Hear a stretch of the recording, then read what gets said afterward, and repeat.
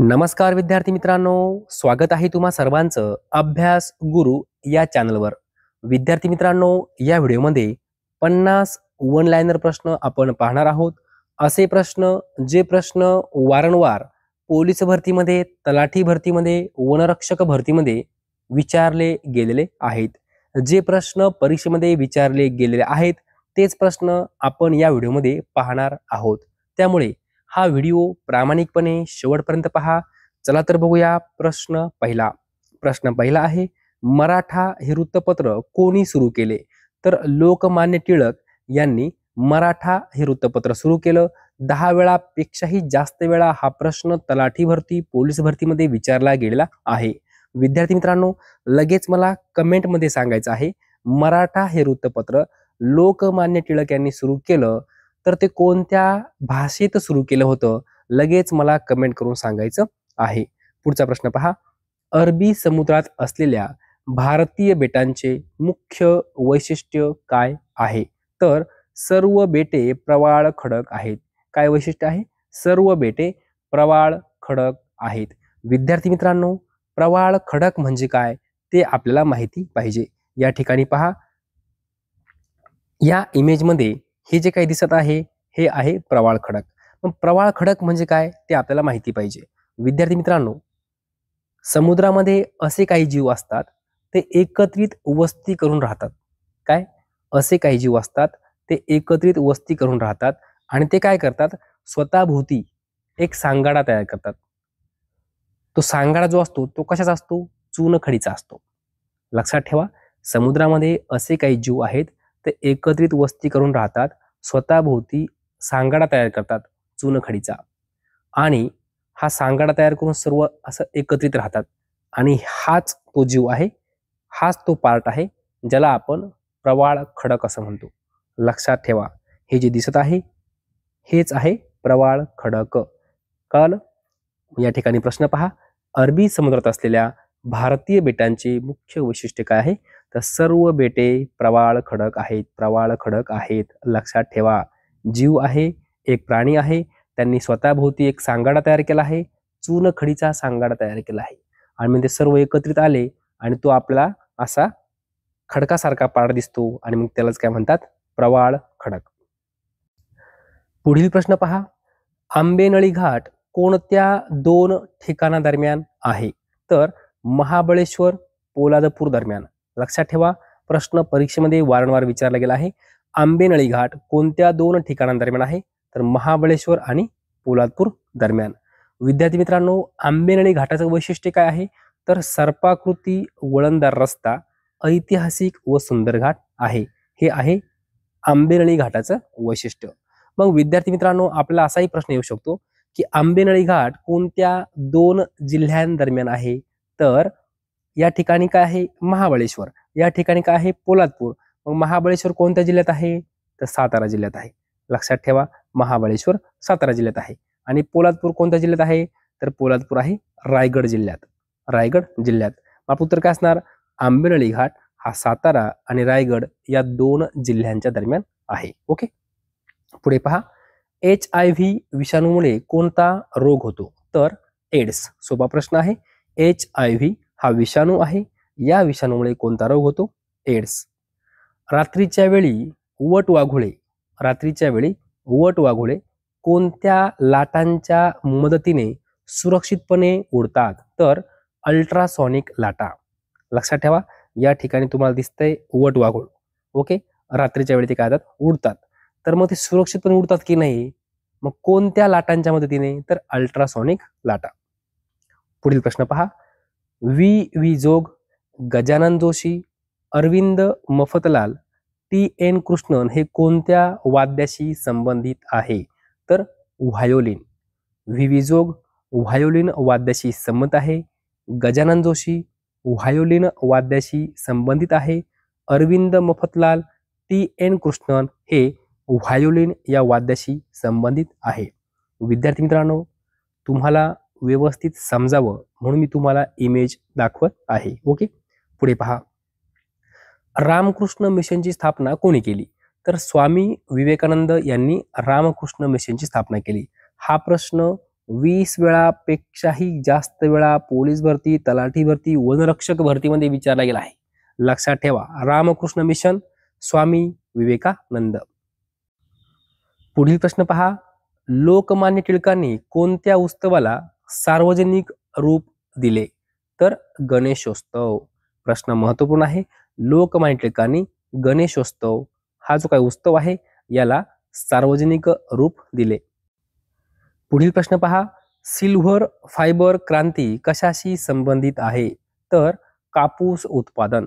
Silver fibre क्रांती कापूस उत्पादनाशी संबंधित आहे. गोल्डन फायबर क्रांती कशाशी संबंधित आहे? तर जूट उत्पादन. जूट उत्पादन. सिल्व्हर फायबर जर म्हटलं तर कापूस उत्पादन आणि गोल्डन फायबर म्हटलं तर जूट उत्पादन. पुढे पहा. भारताच्या घटनेचे शिल्पकार कोणाला म्हणतात? तर डॉक्टर बाबासाहेब आंबेडकर यांना भारताच्या घटनेचे शिल्पकार म्हणतात. मराठीतील पहिले पत्रकार कोण होते? तर विनोबा भावे. मराठीतील पहिले पत्रकार विनोबा भावे. प्रादुर्भूत होणे या वाक्यप्रचाराचा अर्थ काय होतो? तर दिसू लागणे. प्रादुर्भूत होणे म्हणजे काय? दिसू लागणे. दंडेली करणे या वाक्यप्रचाराचा अर्थ काय होतो? तर जबरदस्ती करणे. दंडेली करणे, जबरदस्ती करणे. रामानुजांच्या अनुयायांना काय म्हटले जात असे? तर वैष्णव. रामानुजांच्या अनुयायांना वैष्णव असे म्हटले जात असे. रामचरितमानस नावाचा ग्रंथ कोणी लिहिला? तर गोस्वामी तुलसीदासजी यांनी रामचरितमानस नावाचा ग्रंथ लिहिला. रामकृष्ण मिशनची स्थापना कधी झाली? विद्यार्थी मित्रांनो, खूप वेळा प्रश्न तलाठी भरती, पोलीस भरतीमध्ये विचारला गेला आहे. रामकृष्ण मिशनची स्थापना कधी झाली? 1 मे 1897. 1 मे 1897. कोठे? बेलूर मठ, कलकत्ता या ठिकाणी. प्रश्न महत्वपूर्ण आहे, लिहून ठेवा. ओके. रामकृष्ण मिशन 1 मे 1897, बेलूर मठ, कलकत्ता. पुढचा प्रश्न पहा. अबला बांधव हे वृत्तपत्र कोणाचे आहे? तर द्वारकानाथ गांगुली यांचं वृत्तपत्र आहे अबला बांधव. फ्री हिंदुस्तान हे वृत्तपत्र कोणाचे आहे?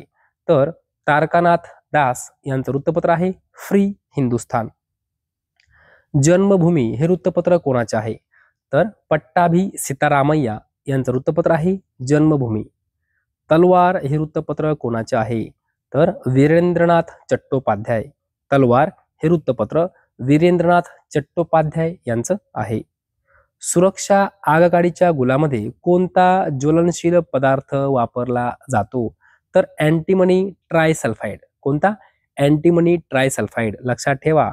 सुरक्षा आगगाडीच्या गुलामध्ये अँटीमनी ट्रायसल्फाइड ज्वलनशील पदार्थ वापरला जातो. इथोलॉजीमध्ये कशाचा अभ्यास केला जातो? इथोलॉजी. तर प्राण्यांच्या नैसर्गिक वातावरणातील वर्तनाचा अभ्यास. प्राण्यांच्या नैसर्गिक वातावरणातील वर्तनांचा अभ्यास हा इथोलॉजीमध्ये केला जातो.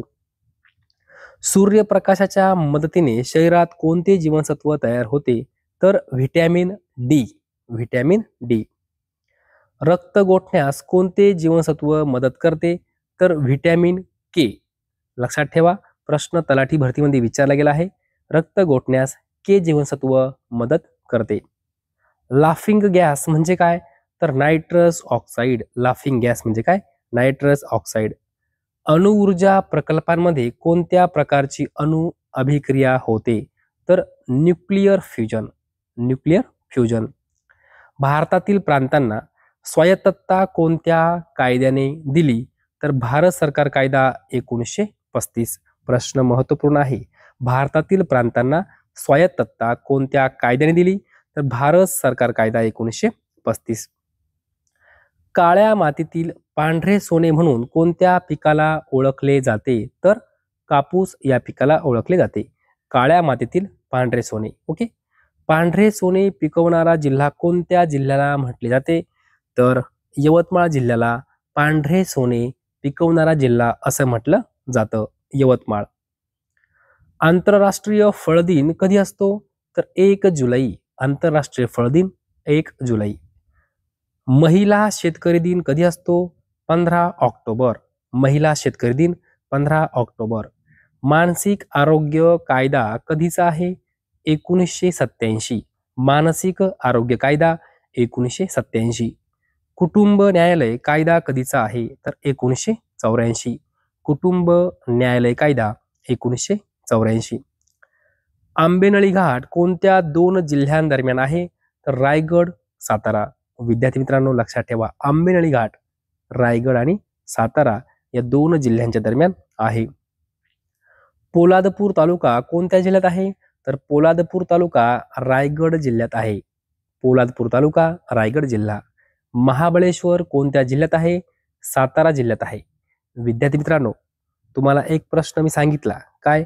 आंबेनळी घाट कोणत्या 2 ठिकाणांदरम्यान आहे? तर पोलादपूर आणि महाबळेश्वर यांच्या दरम्यान. कोणत्या 2 जिल्ह्यांच्या मध्ये आहे? रायगड आणि सातारा. ओके. कोणता घाट? आंबेनळी घाट. सर्वोच्च न्यायालयाचे न्यायाधीश आपला राजीनामा कोणाकडे देतात? तर राष्ट्रपतींकडे देतात. लक्षात ठेवा, प्रश्न महत्वपूर्ण आहे. सर्वोच्च न्यायालयाचे न्यायाधीश आपला राजीनामा राष्ट्रपतींकडे देतात. लोकसभा सदस्य आपला राजीनामा कोणाकडे देतात? तर लोकसभा सभापतीकडे. काय म्हटलं मी? लोकसभा सदस्य म्हटलं आहे. लोकसभेचे सदस्य आपला राजीनामा लोकसभेच्या सभापतींकडे देतात. लोकसभेचे सभापती आपला राजीनामा कोणाकडे देतात? तर उपसभापतीकडे. लोकसभा उपसभापतीकडे. लोकसभेचे उपसभापती आपला राजीनामा कोणाकडे देतात? तर लोकसभा सभापतीकडे. लक्षात ठेवा, लोकसभेचे सभापती उपसभापतीकडे राजीनामा देतात आणि लोकसभेचे उपसभापती सभापतीकडे. लक्षात ठेवा, सभापती उपसभापतीकडे आणि उपसभापती सभापतीकडे राजीनामा देतात. पुढचा प्रश्न पहा. अंदमान आणि निकोबार बेटे कुठे आहेत? तर बंगालच्या उपसागरामध्ये अंदमान आणि निकोबार बेटे आहेत. ॲडम्स ब्रिज कोणत्या 2 देशांमध्ये आहे? भारत आणि श्रीलंका. ॲडम्स ब्रिज भारत आणि श्रीलंका या 2 देशांदरम्यान आहे. इंदिरा गांधी राष्ट्रीय विमान वाहतूक अकादमी कोठे आहे? तर फुर्सतगंज या ठिकाणी उत्तर प्रदेशमध्ये इंदिरा गांधी राष्ट्रीय विमान वाहतूक अकादमी आहे. कोणत्या शहराला देवाचे निवासस्थान म्हटले जाते? तर प्रयाग. प्रयाग या शहराला देवाचे निवासस्थान म्हटले जाते. कर्कवृत्त कोणत्या राज्यांमधून जाते? प्रश्न महत्वपूर्ण आहे. तर पहा, राजस्थान, गुजरात, मध्य प्रदेश, छत्तीसगड, झारखंड, पश्चिम बंगाल, त्रिपुरा आणि मिझोराम. विद्यार्थी मित्रांनो, राज्यांची नावं लक्षात ठेवा. आपला प्रश्न येतो की खालीलपैकी कोणकोणत्या राज्यातून कर्कवृत्त जाते? खालीलपैकी कोणत्या राज्यातून कर्कवृत्त जात नाही? आपल्याला उत्तर यायला पाहिजे. राजस्थान, गुजरात, मध्य प्रदेश, छत्तीसगड, झारखंड, पश्चिम बंगाल, त्रिपुरा आणि मिझोराम. लक्षात ठेवायचं आहे.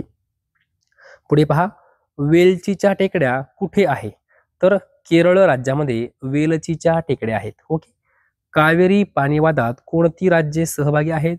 तर कर्नाटक आणि तामिळनाडू. लक्षात ठेवा, कावेरी पाणीवादामध्ये कर्नाटक आणि तामिळनाडू ही 2 राज्ये सहभागी आहेत. न्यू मूर बेटावरून भारताचा कोणत्या देशाशी वाद आहे? तर बांगलादेश. लक्षात ठेवा, भारत आणि बांगलादेश यांच्या दरम्यान न्यू मूर हे नावाचं बेट आहे. यावरनं भारत आणि बांगलादेश यांच्यामध्ये वाद चालू आहे. कोणत्या नदीला बिहारचे दुःख म्हणतात? तर कोसी नदी. प्रश्न महत्वपूर्ण आहे. कोसी नदीला बिहारचे दुःख म्हणतात. भारतीय राज्यघटनेतील कलम 79 काय आहे? तर भारतीय संसद. कलम 79 भारतीय संसद. भारतीय राज्यघटनेतील कलम 80 यामध्ये कशाची तरतूद आहे? तर राज्यसभा. राज्यसभा. लक्षात ठेवा, कलम 79 संसद, कलम 79 संसद आणि कलम 80 राज्यसभा. कलम 80 राज्यसभा. विद्यार्थी मित्रांनो, हे दोन्ही प्रश्न वारंवार तलाठी भरतीमध्ये विचारले गेले आहे, वारंवार पोलीस भरतीमध्ये विचारले गेलेले आहेत. लक्षात ठेवा. विद्यार्थी मित्रांनो, अशा प्रकारे या व्हिडिओमध्ये जवळजवळ 50 वन लाइनर प्रश्न आपण पाहिलेले आहेत. विद्यार्थी मित्रांनो, हे सर्व प्रश्न परीक्षेमध्ये वारंवार विचारले गेलेले आहेत आणि जे प्रश्न परीक्षेमध्ये विचारले गेलेले आहेत तेच प्रश्न मी तुमच्यापर्यंत पोहोचवत असतो. विद्यार्थी मित्रांनो, जर तुम्हाला हा व्हिडिओ प्रामाणिकपणे आवडला असेल तर नक्की एक लाईक करा, शेअर करा, सबस्क्राईब करा. धन्यवाद.